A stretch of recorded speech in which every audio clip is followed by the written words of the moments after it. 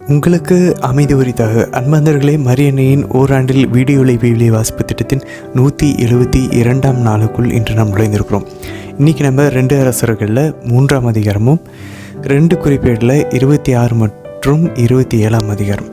27 ரொம்ப சின்ன அதிகாரம் தான், ஆனால் 2 அதிகாரங்கள் இன்றைக்கி 2 குறிப்பேடில் வாசிப்போம். கூடவே திருப்பாடலில் 72ஆம் அதிகாரத்தை வாசிக்க போகிறோம். அன்பந்தர்களே, நம்ம இன்றைக்கி 2 அரசர்கள் 3ஆம் அதிகாரத்தில் எலிசா அவருடைய பணியை துவங்கி இருக்கிறத நம்ம நேற்று முடித்தோம். எலியா விண்ணேற்றம் அடைஞ்சிட்டார்.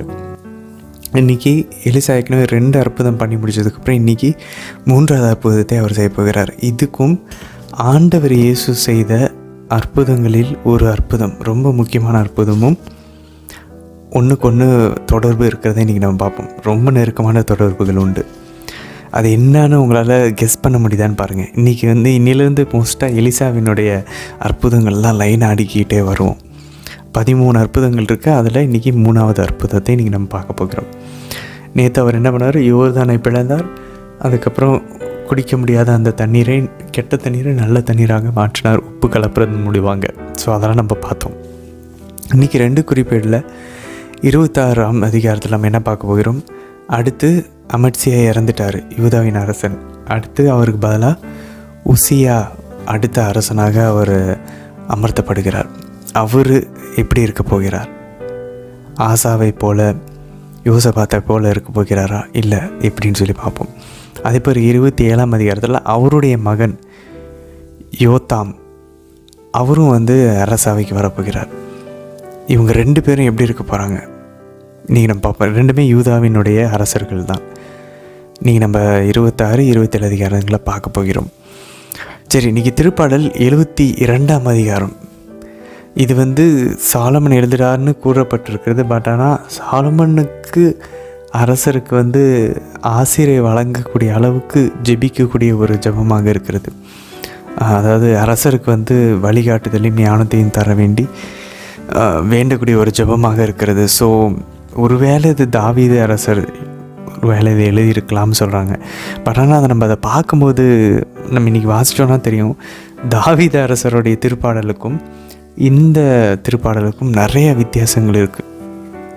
ஸோ தெரியல நமக்கு இதை யார் எழுதியிருப்பாங்கன்னு. ஒருவேளை சாலமனே எழுதியிருக்கலாம், இல்லை வேறு யாராவது அரசருக்கு ஆசிர் வேணும்னு சொல்லி எழுதியிருக்கலாம், தெரியல. பட் ஆனால் லாங்குவேஜ் பார்க்க நம்மளாலே வாசிக்கும் போது பாருங்கள், தாவீதுடைய திருப்பாடல்கள் ரொம்ப ஆண்டவருக்கு அப்பாவை மகனை அந்த உறவு போல் நெருக்கமாக இருக்கிறத நம்மளால் பார்க்க முடியும். அதில் ஒரு சுயநலம் இருக்காது, அதில் உலக விஷயங்கள் இருக்காது, அதில் வெறும் ஆண்டவர், பாவம், பிரச்சனைகள் அதெல்லாம் கேட்டாலும் அவர்கிட்ட ஒரு தாழ்ச்சி இருக்கும், ஒரு நெருக்கம் இருக்கும் அந்த ஜெபத்தில், அந்த திருப்பாடலில். ஸோ அது இங்கே மிஸ் ஆகிற மாதிரி இருக்கும். ஸோ பட் மோஸ்ட்டாக நம்ம இந்த திருப்பாடலை யாராவது அதிகாரத்தில் இருக்கிறவர்களுக்கு இந்த திருப்பாடலை ஒரு ஜெபமாக நம்ம அவங்களுக்கான ஒரு ஜெபமாக இதை பார்க்கலாம். சரி, இன்றைய தினத்திற்கான வில்வியாஸ் பகுதிக்குள்ளே நம்ம ஜெபத்தோடு இணையலாம். தந்தை, மகன், தூய ஆவியாரின் பெயராலே ஆமேன். தந்தை யாவை இறைவனை அழைத்து ஜெபிப்போம். அருள் நிறைந்த அன்னை மரியே வாழ்க, ஆண்டவர் உம்முடனே, பெண்களுக்குள் ஆசை பெற்றவர் நீரே அம்மா. உம்முடைய திருவயிற்றின் கனியாகி இயேசு கிறிஸ்துவும் ஆசை பெற்றவரே. புனித அன்னை மரியே, இறைவனின் தாயே, பாவிகளாய் இருக்கிற எங்களுக்காக இப்பொழுதும் எங்கள் இறப்பின் வேலையிலும் வேண்டிக் கொள்ளும் அம்மா. ஆமேன். சுதனாகிய ஆண்டவர் இயேசுவை அழைத்து ஜெபிப்போம். அருள் நிறைந்த அன்னை மரியே வாழ்க, ஆண்டவர் உம்முடனே, பெண்களுக்குள் ஆசை பெற்றவர் நீரே அம்மா. உம்முடைய திருவயிற்றின் கனியாகி இயேசு கிறிஸ்துவும் ஆசை பெற்றவரே. புனித அன்னை மரியே, இறைவனின் தாயே, பாவிகளாய் இருக்கிற எங்களுக்காக இப்பொழுதும் எங்கள் இறப்பின் வேலையிலும் வேண்டிக் கொள்ளும் அம்மா. ஆமேன். தூய ஆவியானவரை அழைத்து ஜெபிப்போம். அருள் நிறைந்த அன்னை மரியே வாழ்க, ஆண்டவர் உம்முடனே, பெண்களுக்குள் ஆசை பெற்றவர் நீரே. உம்முடைய திருவயிற்றின் கனியாகி இயேசு கிறிஸ்துவும் ஆசை பெற்றவரே. புனித அன்னை மரியே, இறைவனின் தாயே, பாவிகளாய் இருக்கிற எங்களுக்காக இப்பொழுதும் எங்கள் இறப்பின் வேலையிலும் வேண்டிக் கொள்ளும் அம்மா. ஆமேன். அரசர்கள் 2ஆம் நூல், அதிகாரம் 3. யூதாவின் அரசன் யோசபாத்தினுடைய ஆட்சியின் 18ஆம் ஆண்டில் ஆகாபின் மகன் யோராம் இஸ்ரேலின் அரசனானான். அவன் 12 ஆண்டுகள் சமாரியாவில் இருந்து கொண்டு ஆட்சி செலுத்தினான். அவன் ஆண்டவரின் பார்வையில் தீயதெனப்பட்டதை செய்த போதிலும் தன் தாய் தந்தையைப் போல் அவ்வளவு தீயவனாயில்லை. ஏனெனில் அவன் தந்தை செய்து வைத்திருந்த பாகால் சிலை தூணை அகற்றிவிட்டான். எனினும் இஸ்ரேலை பாவத்திற்கு உள்ளாக்கிய நெபாத்தின் மகன் யெரொபெயாமின் தீய வழியில் அவனும் நிலையாய் நின்றான். அதை விட்டு அவன் விலகவில்லை. இது நிற்க மோவாபிய மன்னன் மேசா ஏராளமான ஆட்டு மந்தைகளை வளர்த்து வந்தான். அவன் இஸ்ரேல் அரசனுக்கு ஆண்டுக்கு 1,00,000 செம்மறிகளையும் 1,00,000 ஆட்டுக்கிடாய்களின் கம்பளி ரோமத்தையும் கப்பமாக கொடுத்து வந்தான். ஆனால் ஆகாபு இறந்த பின் மோவாபிய மன்னன் இஸ்ரேல் அரசனுக்கு எதிராக கிளர்ச்சி செய்தான்.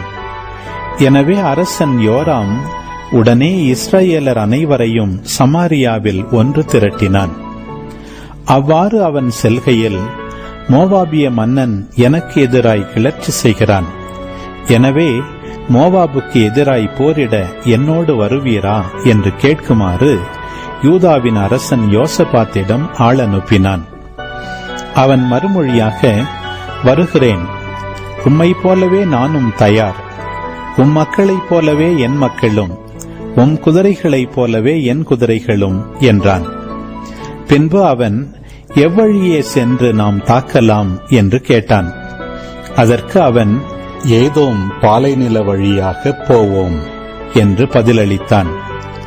அவ்வாறே இஸ்ரேல் அரசன் யூதாவின் அரசனோடும் ஏதோமின் மன்னனோடும் புறப்பட்டான்.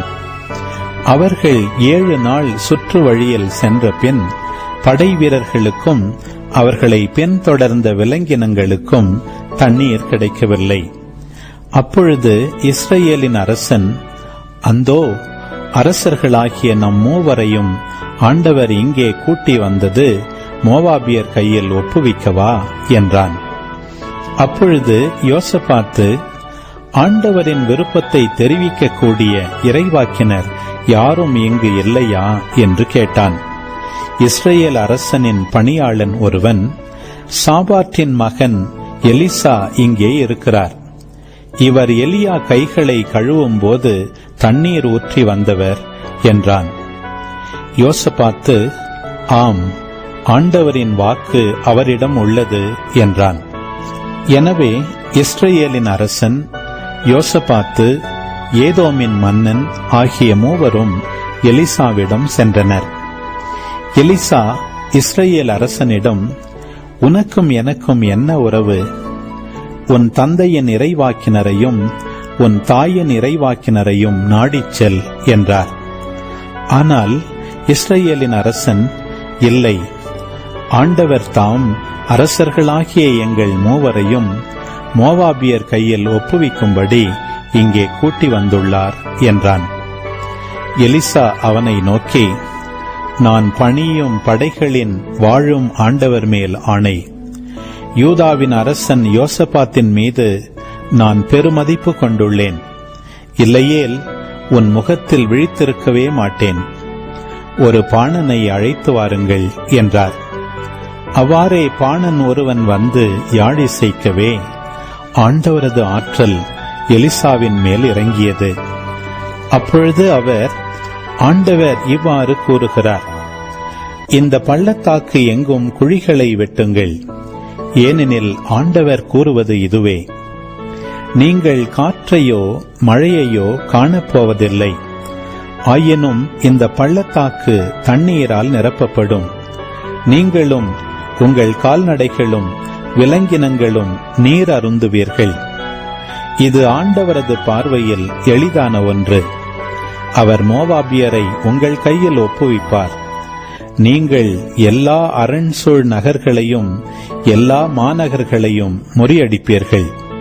நீங்கள் எல்லா நல்ல மரங்களையும் வெட்டி வீழ்த்துவீர்கள். எல்லா நீரூற்றுகளையும் தூர்த்து விடுவீர்கள். எல்லா நல்ல வயல்களையும் கல்லால் நிரப்பிவிடுவீர்கள் என்றார். மறுநாள் காலை பலி செலுத்தும் நேரத்தில் இதோ தண்ணீர் ஏதோம் திக்கிலிருந்து ஓடி வந்தது. நாடு தண்ணீரால் நிரம்பியது. தங்களோடு போர் புரிய அரசர்கள் வருகிறார்கள் என்று மோவாபியர் அனைவரும் கேள்வியுற்று படைக்கலம் தாங்கக்கூடிய இளையோர் முதியோர் அனைவரையும் ஒன்று திரட்டி எல்லையில் அணிவகுத்து நின்றனர். மோவாபியர் காலையில் எழுந்தபொழுது கதிரவனின் ஒளி தண்ணீர் மீது ஒளிர்ந்தது. மறுபக்கம் இருந்த அவர்களுக்கு தண்ணீர் இரத்த வெள்ளமாய் தோன்றியது. உடனே அவர்கள், அது இரத்தம், அந்த அரசர்கள் தங்களுக்குள் போர் புரிந்து ஒருவர் மற்றவரை வெட்டி வீழ்த்திவிட்டனர். மோவாபியரை வாருங்கள் கொள்ளையடிப்போம் என்றனர். ஆனால் அவர்கள் இஸ்ரேலின் பாசறைக்குள் நுழைந்தவுடன் இஸ்ரேலர் எழுந்து மோவாபியரை தாக்கினர். இவர்கள் அவர்கள் முன்னிலையிலிருந்து பாய்ந்து தப்பி ஓடினர். ஆயினும் இஸ்ரேலர் துரத்திச் சென்று மோவாபியரை வெட்டி வீழ்த்தினர். பின்னர் அவர்கள் நகர்களை தகர்த்து எல்லா நல்ல நிலங்கள் மீதும் ஆளுக்கு ஒரு கல் வீசி நிரப்பினர். எல்லா நீரூற்றுகளையும் தூர்த்து எல்லா நல்ல மரங்களையும் வெட்டி வீழ்த்தினர். அரண் சூழ்ந்த கீர் அரசேத்து மட்டும் எஞ்சி நின்றது.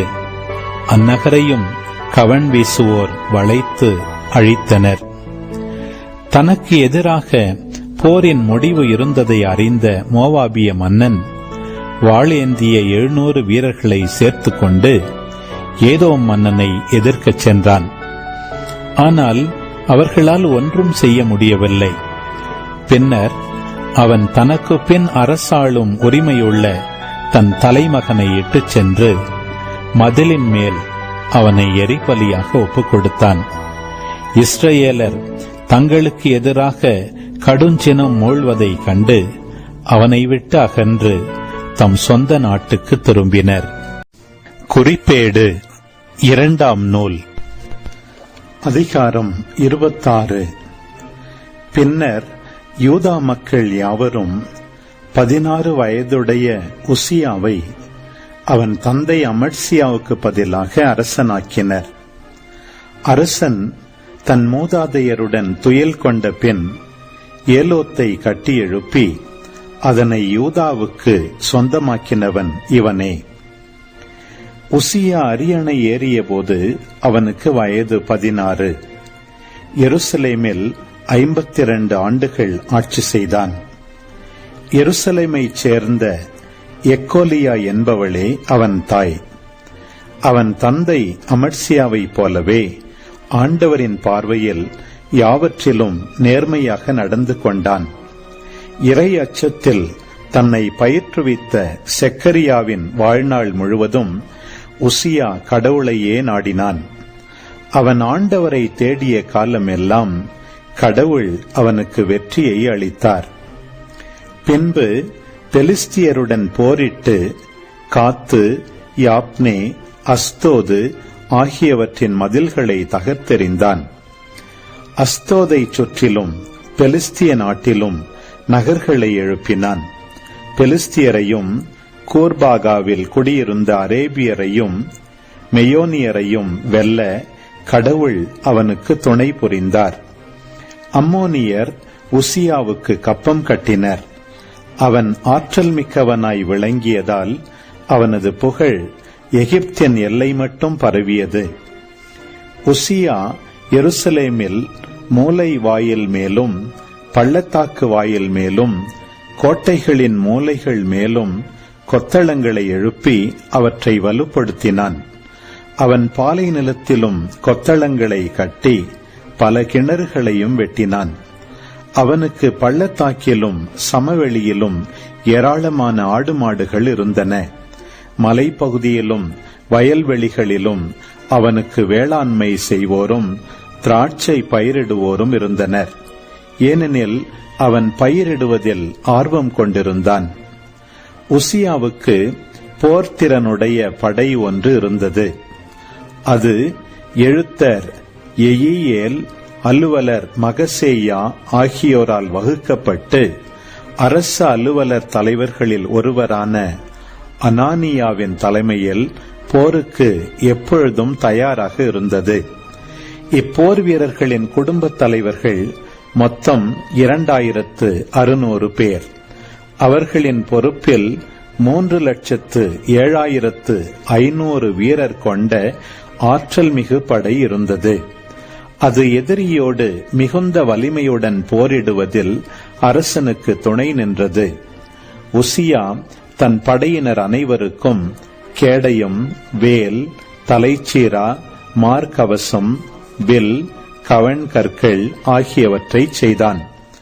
அம்பு எய்வதற்கும் பெரிய கற்களை வீசுவதற்கும் திறமை மிக்கோரால் கண்டுபிடிக்கப்பட்ட ஏவுகணைகளை எருசலேமில் செய்து கொத்தளங்கள் மேலும் கோட்டைகளின் மூலைகள் மேலும் அவற்றை நிறுவினான். அவன் வியத்தகு முறையில் கடவுளிடமிருந்து உதவி பெற்று வலிமை அடைந்ததால் அவன் புகழ் வெகு தூரம் பரவியது. உசியா வலிமை மிக்கவன் ஆனபோது தான் அழிவுறும் அளவுக்கு ஆணவம் கொண்டான். தன் கடவுளாம் ஆண்டவருக்கு கீழ்ப்படியாமல் தூப பீடத்தின் மேல் தானே தூபம் காட்ட ஆண்டவரின் இல்லத்தில் நுழைந்தான். ஆனால் குரு அசரியாவும் அவருடன் ஆண்டவரின் 80 வலிமை மிகு குருக்களும் தொடர்ந்து சென்றனர். அவர்கள் அரசன் உசியாவை தடுத்து நிறுத்தி அவனிடம், ஓ உசியா, ஆண்டவருக்கு தூபம் காட்டுவது உமது வேலை அன்று. தூபம் காட்டுவதற்கென திருநிலைப்படுத்தப்பட்டவரும் ஆரோனின் புதல்வருமான குருக்களுக்கே உரிய பணி அது. ஆதலால் திருத்தலத்தை விட்டு வெளியே செல்லும். நீர் செய்வது தவறு. நீர் கடவுளாகிய ஆண்டவரால் மேன்மை பெற மாட்டீர் என்றனர். அப்பொழுது உசியா சினமுற்றான். இவ்வாறு அவன் தூப கலசத்தை கையில் பிடித்துக் கொண்டே குருக்கள் மேல் கோபமுற்ற போது அவர்களுக்கு முன்பாக ஆண்டவரின் இல்லத்தில் தூப பீடத்திற்கு அருகில் அவன் நெற்றியில் தொழுநோய் கண்டது. தலைமை குருவான அசரியாவும் மற்ற எல்லா குருக்களும் அவன் நெற்றியில் தொழுநோய் பற்றியிருந்ததை கண்டனர். உடனே அவர்கள் அவனை அங்கிருந்து வெளியேற்ற முனைந்தனர். உசியாவும் ஆண்டவர் தன்னை தண்டித்ததால் உடனே வெளியேறினான். அரசன் உசியா இறக்கும் வரை ஒரு தொழுநோயாளியாகவே இருந்தான். ஆண்டவரின் இல்லத்திலிருந்து அவன் விலக்கி வைக்கப்பட்டிருந்ததால் ஒரு தொழுநோயாளியாக தன் வீட்டில் வாழ்ந்து வந்தான். அவன் மகன் யோத்தாம் அரண்மனை பொறுப்பேற்று நாட்டு மக்களுக்கு நீதி வழங்கி வந்தான். உசியாவின் பிற செயல்களை தொடக்க முதல் இறுதி வரை ஆமோத்ஸின் மகன் இறைவாக்கினர் எசாயா எழுதி வைத்துள்ளார். உசியா தன் மூதாதையருடன் துயில் கொண்டான். உசியா ஒரு தொழுநோயாளி என்பதால் அவன் மூதாதையரின் அருகில் அரசர்களுக்குரிய கல்லறை நிலம் ஒன்றில் அவனை அடக்கம் செய்தனர். அவனுக்கு பிறகு அவன் மகன் யோத்தாம் அரசன். குறிப்பேடு 2ஆம் நூல், அதிகாரம் 27. யோத்தாம் அரசனான போது அவனுக்கு வயது 25. அவன் எருசலேமில் 16 ஆண்டுகள் ஆட்சி செய்தான். சாதோக்கின் மகள் எரூசா என்பவளே அவன் தாய். தன் தந்தை உசியாவை போல் அவன் ஆண்டவரின் பார்வையில் நேரியன செய்து வந்தான். அவனைப் போலன்றி ஆண்டவரின் இல்லத்தில் நுழையவில்லை. மக்களோ தொடர்ந்து தீய வழியில் நடந்தனர். அவன் ஆண்டவரது இல்லத்தின் உயர் வாயிலை கட்டியதுடன் ஒபேலின் மதில்களை பெரிதாக கட்டினான். அவன் யூதாவின் மலைகளில் நகர்களையும் காடுகளில் கோட்டைகளையும் கொத்தளங்களையும் கட்டினான். அவன் அம்மோனியரின் மன்னனுடன் போர் புரிந்து வெற்றி பெற்றான். அந்த ஆண்டில் அம்மோனியர் அவனுக்கு 4000 கிலோகிராம் வெள்ளியும் 10,000 கலம் கோதுமையும் 10,000 கலம் வார்கோதுமையும் அளித்தனர். 2ஆம் 3ஆம் ஆண்டுகளிலும் அவ்வாறே அம்மோனியர் அவனுக்கு அளித்தனர். யோத்தாமின் வழிகள் அவன் கடவுளாம் ஆண்டவரின் திருமுன் நேரியனவாக இருந்தமையால் அவன் வலிமையுடையவன் ஆனான். யோத்தாமின் பிற செயல்களும் அவனுடைய எல்லா போர்களும் அவன் வழிமுறைகளும் இஸ்ரேல் யூதா அரசர்களின் குறிப்பேட்டில் எழுதப்பட்டுள்ளன. அவன் அரசனான போது அவனுக்கு வயது 25. 16 ஆண்டுகள் எருசலேமில் அவன் ஆட்சி செய்தான். யோத்தாம் தன் மூதாதையருடன் துயில் கொண்டு தாவீதின் நகரில் அடக்கம் செய்யப்பட்டான். அவன் மகன் அவனுக்கு பின் அரச. திருப்பாடல் 72.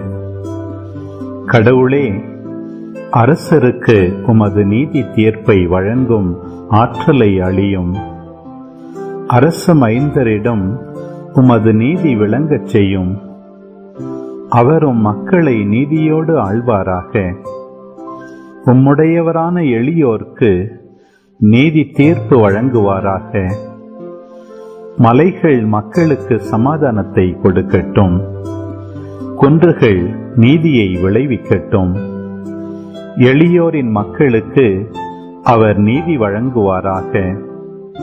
ஏழைகளின் பிள்ளைகளை காப்பாராக. பிறரை ஒடுக்குவோரை நொறுக்கி விடுவாராக. கதிரவனும் நிலாவும் உள்ள வரையில் உம் மக்கள் தலைமுறை தலைமுறையாக உமக்கு அஞ்சி நடப்பார்களாக.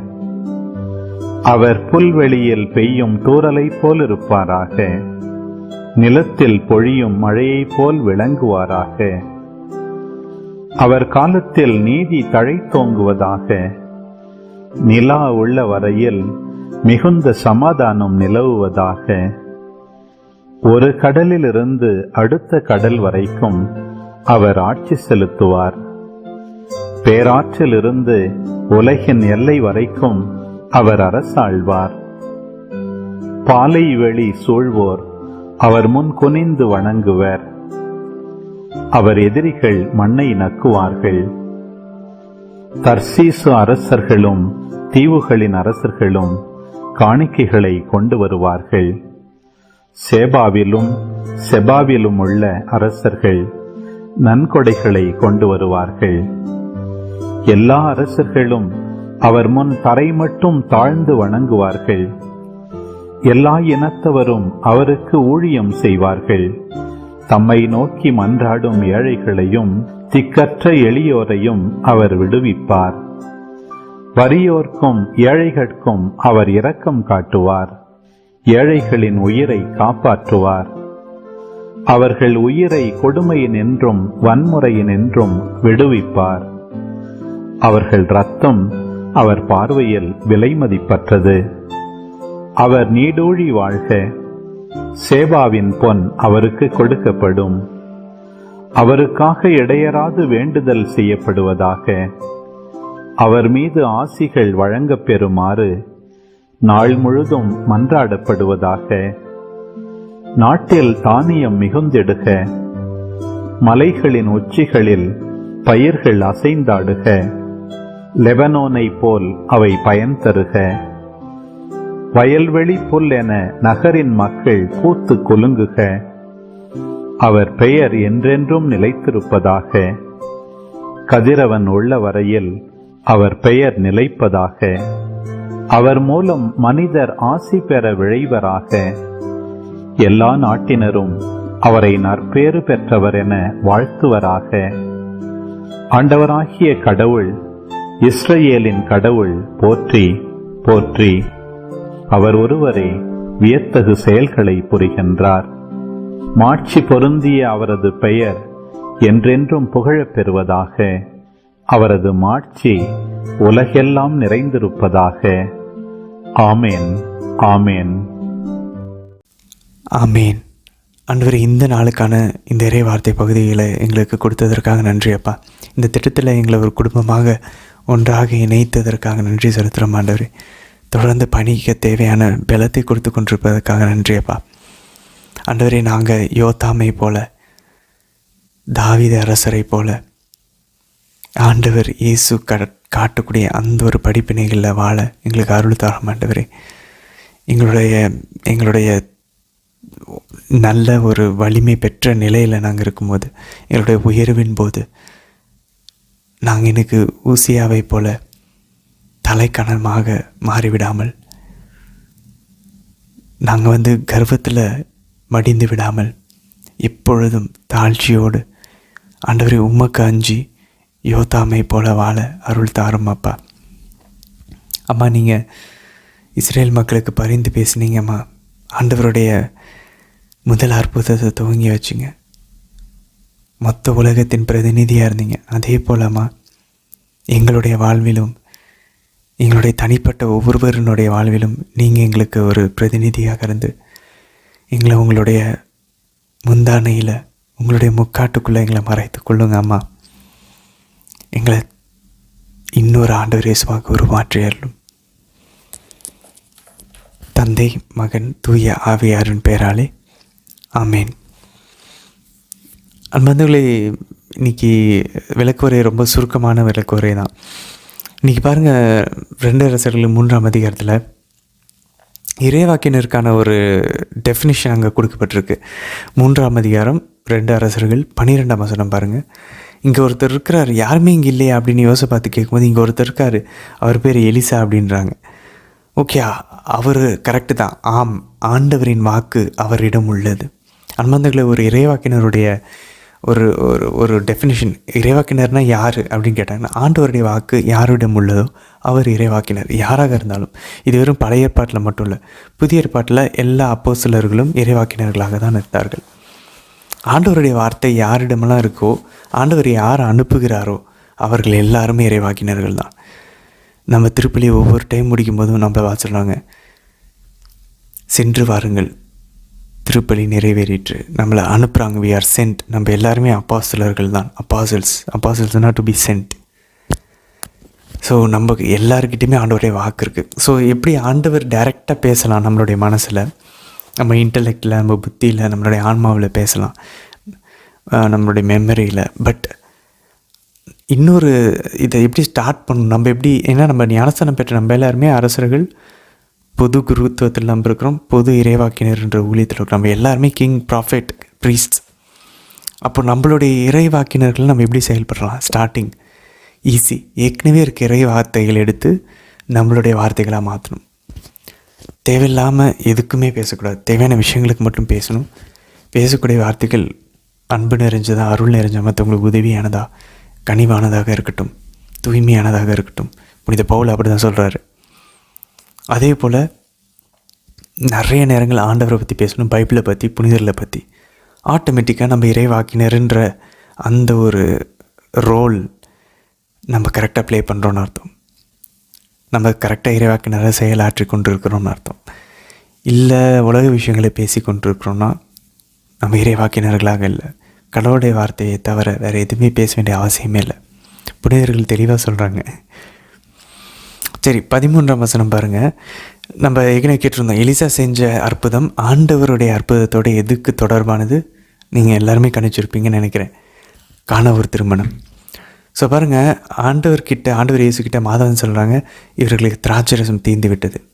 இங்கே யோசபாத்து அரசர் அவர் கூட இருக்கக்கூடிய அரசர்களோடு சேர்ந்து அவர்கிட்ட பேசும்போது, இங்கே எலியா என்ன சொல்கிறார்? 13ஆம் வசனம், உனக்கும் எனக்கும் என்ன உறவு?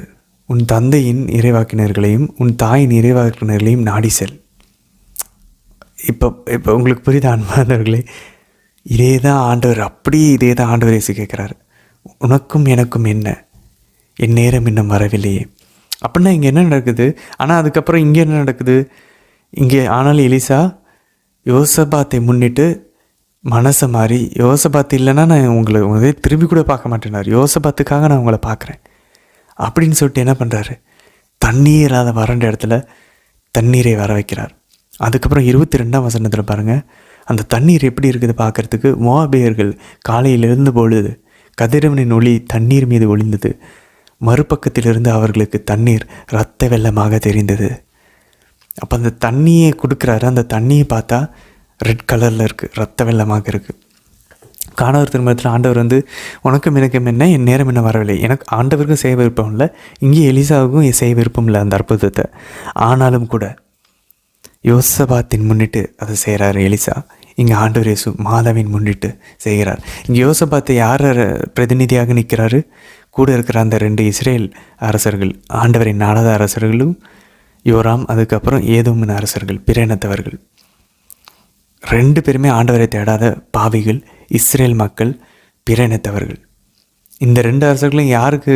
இப்போ இஸ்ரேலின் அரசர்களும் தேர்ந்தெடுக்கப்பட்டவர்கள். அதுக்கப்புறம் இந்த ஏதோமின் அரசர் பிறனத்தவர். அவருக்கு பின்னாடி யார் இருக்கா? பிறனத்து மக்கள். ஸோ பிறனத்தவர் மக்களும் தேர்ந்தெடுக்கப்பட்ட இஸ்ரேல் மக்களுக்கும் பிரதிநிதியான அரசர்களுக்கு சார்பாக யோசபாத்து, யூதாவின் அரசர், இங்கே பரிந்து பேசுகிறார் எலிசா கிட்ட. இங்கே புதிய எலிசாவாகிய ஆண்டவர் இயேசு கிட்ட மாதா புதிய யோசபாத்தாக நின்று கொண்டு தேர்ந்தெடுக்கப்பட்ட பழைய ஏற்பாட்டின் எல்லா மக்களுக்காகவும், இஸ்ரேல் மக்கள், யூதா குலத்தின் மக்கள் எல்லாருக்காகவும் பிரதிநிதியாக நிற்கிறாங்க. பிற இனத்தவர்களாகிய ஜென்டைல்ஸ் ஆகிய நம்ம எல்லாருக்காகவும் பிரதிநிதியாக நின்று இவர்களுக்கு திராட்சரசம் தீந்து விட்டதுன்றாங்க. திராட்சரசம் என்ன கலரில் இருக்கும்? அது ஒரு ரெட் கலரில் இருக்கும். அந்த தண்ணீர் திராட்சரசமாக மாற்றுறார். இங்கே தண்ணீரை பார்ப்பதற்கு அந்த ரெட் கலரில் திராட்சரசமாக தான் இருக்குது. பின்னாடி ஆண்டவர் இயேசு அந்த திராட்சை ரசத்தை தனது ரத்தமாக மாற்றுகிறார். ஸோ மாதா இங்கே திராட்சை ரசம் தீந்துருச்சுன்னு கேட்கும்போது அவங்க ஸ்டார்ட் பண்ணுறாங்க புதிய ஏற்பாடை, புது உடன்படிக்கை வேணும்னு கேட்குறாங்க. பழைய ஏற்பாட்டினுடைய எல்லா இறைவாக்கினர்கள், அரசர்கள், குருக்கள், மூதாதையர்களின் சார்பாக நின்று மாதா கேட்குறாங்க. பிற இனத்தவர்களின் சார்பாக நின்று கேட்குறாங்க, ஆசீர்வாதத்தை எப்போ கொடுக்க போகிறீங்க, எப்போ மீட்பு வரப்போகுதுன்னு. ஆண்டவர் இதே வார்த்தைகளை சொல்லிவிட்டு அம்மாவுக்காக, மாதாவுடைய முகத்துக்காக அதை ஸ்டார்ட் பண்ணுறாரு புதிய உடன்படிக்கை. எவ்வளோ தொடர்பு இருக்குது பாருங்க நண்பர்களே. நம்ம இதை நினச்சி கூட பார்க்கல. உனக்கும் எனக்கும் என்ன அப்படின்றது ஆண்டவர் இயேசு அங்கே புதிய எலிசாவாக அங்கே அவர் காட்டுகிறார். மாதாவுக்கு பொருட்டு அதை செய்கிறார், அதையும் அங்கே காட்டுறாரு. அவர் நேரம் வரலன்னு தெரிஞ்சும். அதுக்கப்புறம் பாருங்கள் 15ஆம் வசனத்தில், யாழை இசைக்க இசைக்க ஆண்டவரது ஆற்றல் எலிசாவின் மேல் இறங்கியது, ஆண்டவரின் ஆவி இறங்கியதுன்னு. நம்ம அதில் சில சமயம் அது கரிஸ்மேட்டிக் குருக்கள், கரிஸ்மேட்டிக் கிறிஸ்தவர்கள், கத்தோலிக்கர்கள் சொல்லுவாங்க. ஸோ சம்டைம்ஸ் ஒரு சில ஆவினவரோட பாடல்கள் கேட்கும்போது உண்மையிலேயே ஆவினவருடைய செயல்பாடுகள் உணரலாம். நானுமே கூட ஒரு சில உண்மையாலுமே ரொம்ப நெருக்கமான பாடல்கள் கேட்கும்போது மனசு நகரும், கண்ணிலிருந்து தண்ணீர் வரதை நம்ம பார்க்க முடியும். ஒரு சில அந்த அந்த பாடல்கள் அவ்வளோ ஒரு அனாயிண்டிங்காக இருக்கும், அபிஷேகமாக இருக்கும். கரெக்ட் தான். பட் ஆனால் இது பிற மதத்து சகோதரர்கள் சாமி வந்துருச்சுன்னுவாங்க, உரியடிச்சு மோளை அடித்தா சாமி வந்துச்சு அப்படின்னாங்க. ஸோ நமக்கு நல்லா தெரிஞ்சுக்கணும், ஆவியினவர் மட்டும் ஆவி கிடையாது, நிறைய ஆவிகள் இருக்கிறது, தீய ஆவிகளும் இருக்கிறது. ஸோ 2 ஆப்ஷன் இருக்கலாம். ஒன்று, தீய ஆவிகள் இறங்குது சிலை வழிபாடு செய்கிறதுனால ஹிந்து சகோதரர்கள். இல்லை அங்கே என்ன நடக்கலாம், ஒருவேளை ஏதாச்சும் சைக்கலாஜிக்கல் விஷயங்கள் நடக்கலாம். அதை தாண்டி வேறு என்ன நடக்கலாம் அப்படின்னு பார்த்தோன்னா, நம்ம ஏற்கனவே பார்த்தோம், இந்த கருப்பு சம்பந்தமான மேஜிக்ஸ் சம்பந்தமான விஷயங்களும் நடக்கலாம். உதாரணத்திற்கு பார்வோனுடைய அந்த மேஜிஷியன்ஸ், அவர்களுடைய அந்த மாய வித்தைக்காரவங்க என்ன பண்ணாங்க நம்ம நன்றாக தெரியும். மோசே கீழே கோலை போட்டப்போ பாம்பா மாறிச்சு, அவங்களும் போட்டு அதே மாதிரி பண்ணுறாங்க. ஸோ ஒரு சில லெவல் வரைக்கும் அவங்களால அதை செய்ய முடியுது. அதே போல் ஒரு சில விஷயங்களை ஆண்டவர் அனுமதிப்பார். அதை நம்ம பழைய ஏற்பாட்டில் வாசகங்கள் பார்க்குறோம்.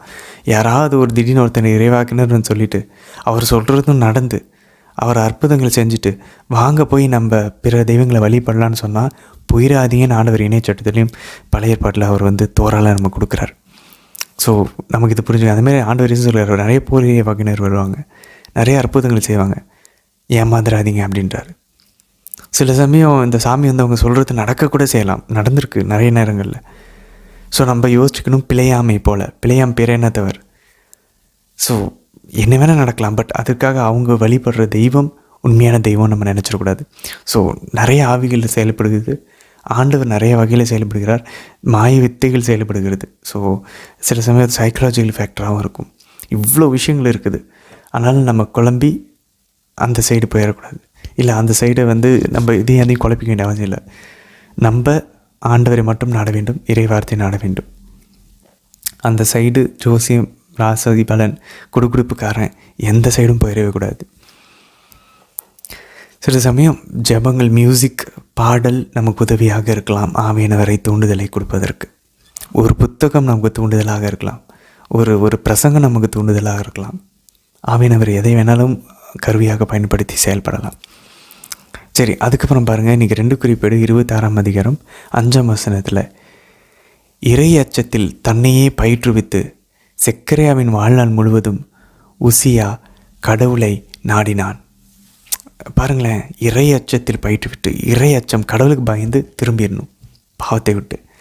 அதனால் பாருங்கள், அவன் ஆண்டவரை தேடிய காலமெல்லாம் கடவுள் அவருக்கு வெற்றியை அளித்தார். அன்பர்கள், எவ்வளோ சீக்கிரம் பாருங்களேன். நம்ம முழு இதயத்தோட ஆண்டவரை தேடணுன்னா அதுதான் ஆண்டவர் திரும்ப திரும்ப கேட்குறாரு. அந்த 2 கட்டளையும் புதிய ஏற்பாட்டில் ஆண்டவர் கொடுக்குறார். உன் முழு இதயத்தோட ஆண்டவரை அன்பு செய், பிறரையும் அன்பு செய். முழு இதயத்தோட ஆண்டவரை தேடணுன்னா ஆண்டவர் நமக்கு வெற்றி கொடுப்பார். சிம்பிள். மற்றது எல்லாமே ஃபுட் நோட்ஸ், அது மற்றது எல்லாமே சைடு ப்ராடக்ட். 16ஆம் வசனம் பாருங்கள். உசியா வலிமை மிக்கவனாக ஆனபோது தன் அழிவுறும் அளவிற்கு ஆணவம் கொண்டான்.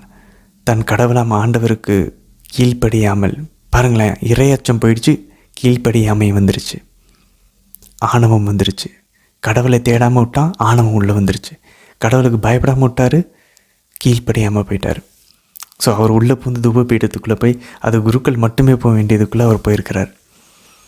ஸோ எவ்வளோ ஒரு பாருங்களேன், நம்மளுடைய ஆன்மீக வாழ்க்கையிலையும் எவ்வளோ அழகான ஒரு பாடத்தை நம்ம கற்றுத்தடுத்து பாருங்களேன். நம்மளுடைய ஆன்மீக வாழ்க்கையிலே இதான் நடக்குது அன்பானவர்களே.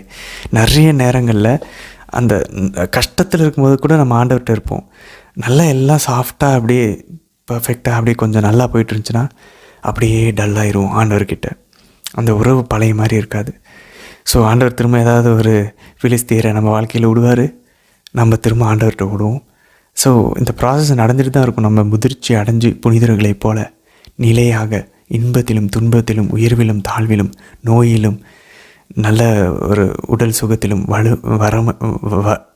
வறுமையிலும் வளமையிலும் ஆண்டவரை ஒரே மனதாக அவரோட ஒரே உறவில் நம்ம இருக்க, நிலையாக இருக்க நம்ம பழகிட்டோன்னா அப்போது இந்த துன்பங்கள் எல்லாமே நம்ம விட்டு அகன்று போயிடும். ஸோ நல்ல வலிமை பெற்று, அதனால தான் புனித பவுல் கூறுவார், என் வலுவின்மையை இனி நான் போஸ்ட் பண்ணுவேன், அதை குறித்து பெருமை பாராட்டுவேன்றார். ஏன்னா என் வலுவின்மையில் ஆண்டவர் கிறிஸ்துவின் வல்லமை செயல்படுகிறது. சில சமயம் அந்த முள்ளை வச்சுக்கிட்டே இருப்பார். பவுலுக்கு அந்த முள்ளை எடுக்கல, ஆண்டவர் வச்சு அப்படியே விட்டுட்டார். அதே போல் நமக்கும் சில முள்கரில் இருக்கும். நம்மளை ஆணவத்தில் ஆண்டவருக்கு கீழ்ப்படியாமல் போகாமல் இருக்க சில முற்களை ஆண்டவர் அனுமதிப்பார். இன்றைக்கி திருப்பாடல் 72 பாருங்கள், 10-11 வசனங்கள். அரசர்கள் உமக்கு எல்லா அன்பளிப்பு கொடைகளை கொடுப்பாராக அப்படின்ட்டுருக்கு. இதுதான் பந்துகளை மத்தேயு நற்செய்தி 2ஆம் அதிகாரம் 11ஆம் வசனத்தில் ஆண்டவர் இயேசு பிறந்தப்ப கீழ் திசையில் இருந்த அந்த அரசர்கள், அந்த ஞானிகள் ஆண்டவருக்கு கிஃப்ட் கொடுக்குறாங்க, காணிக்கைகளை கொடுக்குறத நான் பார்க்குறோம். அதே போல் 17ஆம் வசனம் பாருங்கள், அவர் பெயர் என்றென்றும் நிலைத்திருப்பதாக. கதிரவன் அவருடைய பெயரை, கதிரவன் இருக்கிற வரைக்கும் அவருடைய பெயர் நினைத்திருக்கட்டும். அவர் மூலம் மனிதர் ஆசிர் பெற விளைவாராக. எல்லா நாட்டினரும் அவரை நற்பெயர் பெற்றவராக வாழ்த்துவாராக. அன்பந்தவர்களை, யாருடைய பெயர் என்றும் நிலைச்சிருக்கு? யார் ஒருவர்னால மனிதர்கள் எல்லாம் ஆசிர் பெற்றாங்க? யார் இன்றைக்கும் ஆசிர் பெற்றவர் சொல்லி மனுஷங்க எல்லாம் வாழ்த்திக்கிட்டு இருக்கோம்? ஆண்டவர் இயேசுவை. அவருடைய பெயர் என்றென்றும் நிலைத்திருக்கும். அவர் வழியாக தான் மனிதர்கள் எல்லாம் ஆசிர் பெற்றார்கள். அவரையே நம்ம எல்லாரும் நற்பேறு பெற்றவர் என்று வாழ்த்தி கொண்டே இருக்கிறோம். ஜெபமாலையில் திருவயிற்றின் கனியாகி இயேசுவும் ஆசை பெற்றதேன்னு சொல்லி அவரை வாழ்த்தி கொண்டே இருக்கிறோம். ஸோ இது ஆண்டவர் இயேசுவில் நிறைவேறி இருக்கிறது. சரி நண்பர்களே, தொடர்ந்து பயணிப்போம். நாளை தினத்திற்கான வீடியோவில் நம்ம சந்திக்கலாம். ஆமேன்.